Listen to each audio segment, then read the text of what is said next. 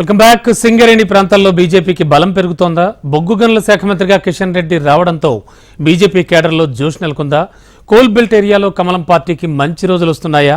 BJP అనుబంధ కార్మిక సంఘం బీఎంఎస్ ప్రభావం చూపబోతోందా? పార్టీ వర్గాల్లో ప్రస్తుతానికి ఇదే చర్చ నడుస్తోంది.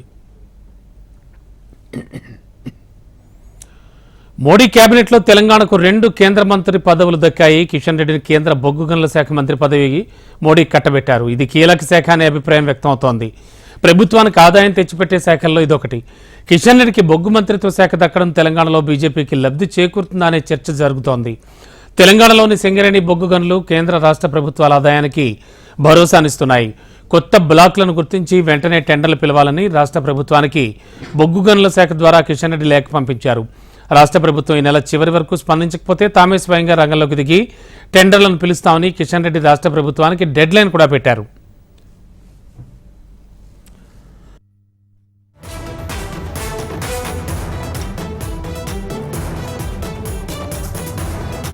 కేంద్ర బొగ్గు గనుల శాఖ మంత్రిగా కిషన్ రెడ్డి ఉండడం తమకు కలిసొస్తుందని కమలం పార్టీ నేతలు భావిస్తున్నారు. సింగరేణి ప్రాంతాల్లో అభివృద్ధి ద్వారా బీజేపీకి లాభం ఉంటుందనే అభిప్రాయాలు వ్యక్తమవుతున్నాయి. ఉమ్మడి కరీంనగర్, ఖమ్మం, వరంగల్, ఆదిలాబాద్ జిల్లాల్లో సింగరేణి విస్తరించింది. 11 నుంచి 12 అసెంబ్లీ నియోజకవర్గాలను సింగరేణి కాలరీస్లోని ఉద్యోగులు, కార్మికులు ప్రభావితం చేస్తారు. రిటైర్ అయిన వారు, అక్కడ పనిచేసే వారి కుటుంబ సభ్యులు ఎక్కువ సంఖ్యలో ఉంటారు.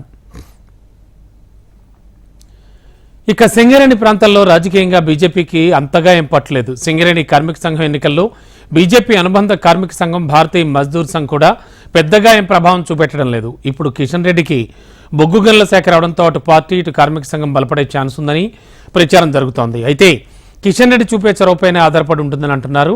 సింగరేణిలో ఇన్కమ్ ట్యాక్స్ సడలింపు, అత్యాధునిక హంగులతో వైద్య సేవలు లాంటి పలు సమస్యలున్నాయి. కార్మికులకు, రిటైర్ అయిన వారికి అనుకూలమైన నిర్ణయాలు తీసుకుంటే పార్టీపై సానుకూలత ఏర్పడుతుందని బీజేపీ నేతలు భావిస్తున్నారు. మరి కిషన్ రెడ్డి కేంద్ర బొగ్గు గనుల శాఖ మంత్రి కావడంతో బీజేపీ వర్గాలు ఆశించిన విధంగా సింగరేణి ప్రాంతంలో రాజకీయంగా బలపడతారా లేదా వేచి చూడాల్సిందే.